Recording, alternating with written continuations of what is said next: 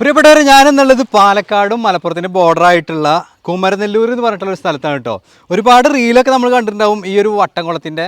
പക്ഷേ ഇന്ന് കാണിക്കാൻ പോകുന്നത് എന്താ വെച്ചിട്ടുണ്ടെങ്കിൽ മഴക്കാലത്തുള്ള ആ ഒരു ഇവിടുത്തെ വട്ടക്കുളത്തിൻ്റെ ഒരു വിശേഷങ്ങളൊക്കെയാണ് ഇന്ന് മെയിനായിട്ട് പറയാൻ പോകുന്നത്.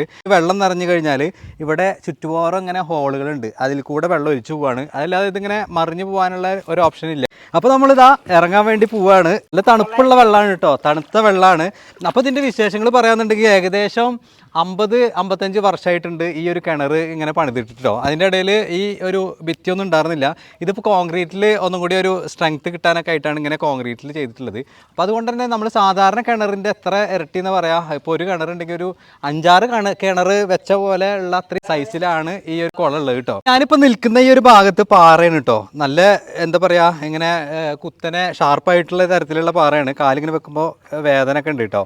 അപ്പോൾ അങ്ങനത്തെ ഒരു പാറയാണ്. അതുപോലെ തന്നെ നീന്താൻ അറിയാത്തവർ തീർച്ചയായിട്ടും ഇതിലേക്ക് ഇറങ്ങാൻ വേണ്ടി പാടില്ല. കാരണം എന്താ വെച്ചിട്ടുണ്ടെങ്കിൽ ഇവിടെ നിന്ന് അങ്ങോട്ട് ഭയങ്കര ആഴമാണ്. ഏകദേശം 13 അടിയോളം താഴ്ചയിലാണ് ഈ ഒരു കിണറുള്ളത്.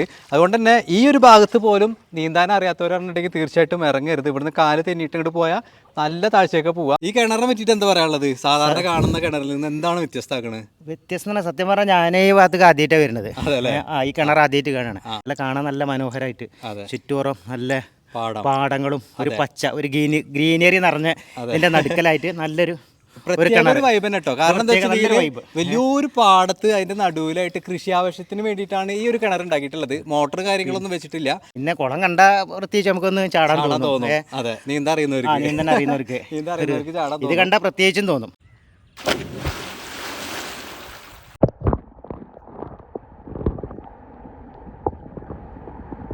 നമ്മൾ കുളത്തിലേക്ക് പോകുന്ന ആ ഒരു വഴിയിൽ ഇതാട്ടോ, ഇവിടെ അടിപൊളി ഒരു തട്ടുകട പോലത്തെ ഒരു ഷോപ്പ് ഉണ്ട്. നമ്മുടെ മൊയ്തീനിക്കാണ് ഇതാ ചായ ഒക്കെ ഇങ്ങനെ ഉണ്ടാക്കിക്കൊണ്ടിരിക്കുകയാണ്. മൊയ്തീനിക്ക് എന്താ വിശേഷം?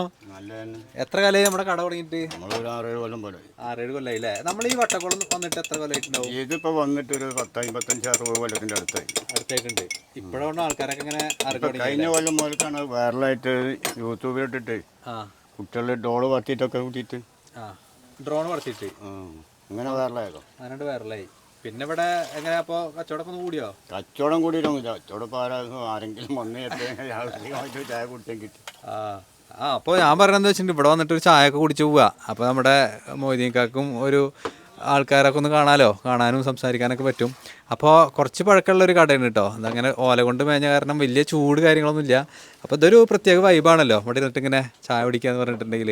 എന്തിനിപ്പോൾ ഇത്ര വലിയ കിണർ? സാധാരണ ഇത് കൃഷിക്ക് വേണ്ടിയിട്ട് ആദ്യം ഉണ്ടാക്കിയതാ. അത് ഒരാളുടെ സ്ഥലമാണോ? ഒരാളുടെ സ്ഥലം. മൂർക്കത്തെ നാരായണൻ തന്നിട്ട് കൊടുത്ത ആളാ. സ്വന്തം 5 സെന്റ് അയാൾ മൂർക്കത്തെ നാരായണൻ തന്നെ സഖാവ് ഉണ്ടായിരുന്നു ഇവിടെ.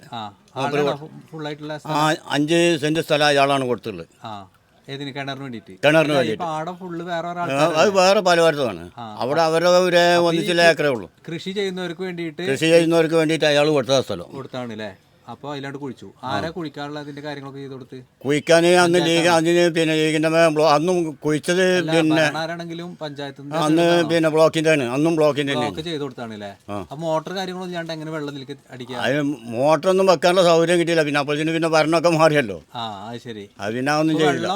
അതിൽ ഉണ്ടാവുന്നല്ലാണ്ട് വേറെ ഒന്നുമില്ല. വേനൽക്കാല വെള്ളം പറ്റൂലേ?